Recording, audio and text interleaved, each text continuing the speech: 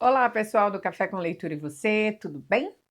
Vamos aqui ao capítulo 5 do livro Extraordinário Agir de Deus, escrito por Eliane Bortolã.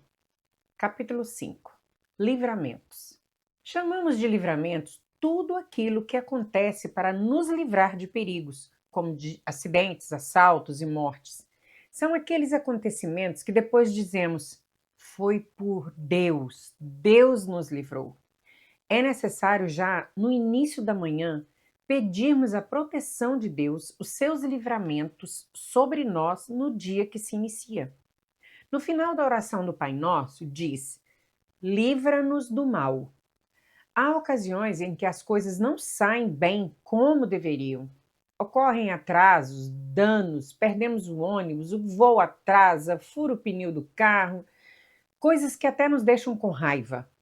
Muitas vezes essas coisas acontecem para impedir que algo de pior venha a acontecer.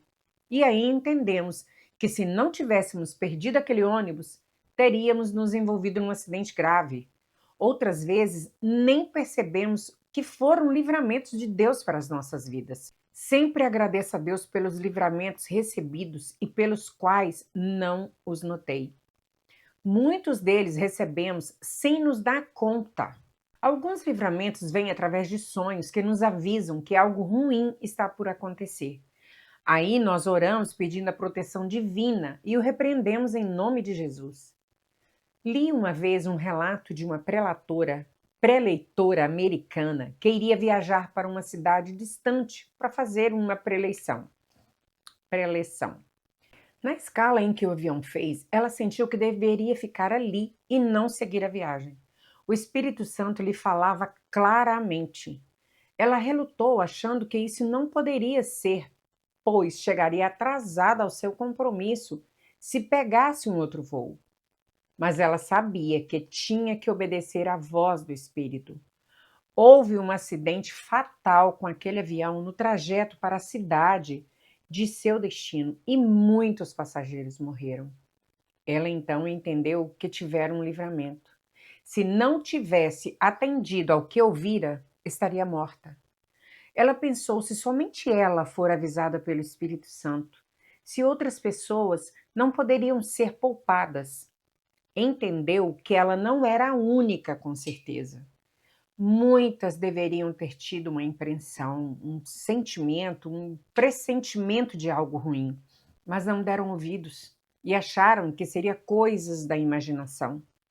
Nem todas as pessoas têm o discernimento da voz do Espírito, ouvindo claramente ou audivelmente, mas sim, sentem uma impressão muito forte.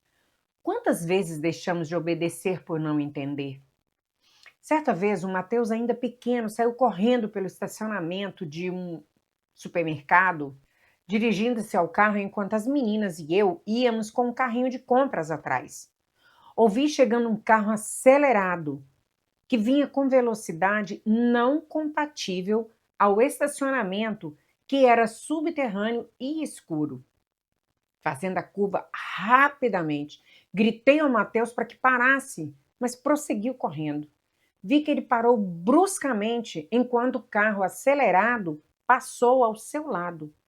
Não levou assim por um triz. Corri atrás dele, levada pelo susto. Ele estava atônito, parado e assustado, com os olhos arregalados. Disse-me que não viu o carro, mas sentiu uma mão que o segurou, fazendo parar bem no momento em que o carro passava. Perguntou-me se aquela mão que o segurou era de um anjo. E eu confirmei.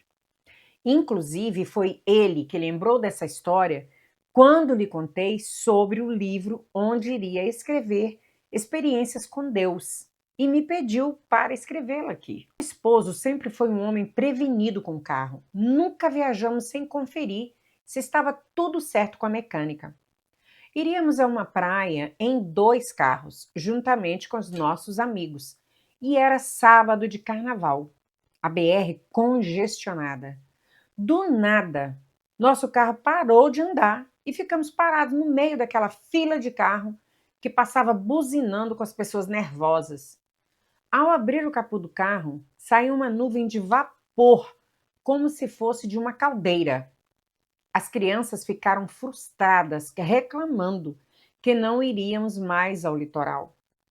Fizemos o retorno, empurrando o carro e o estacionamos no sentido de volta para casa, porque estava tranquilo.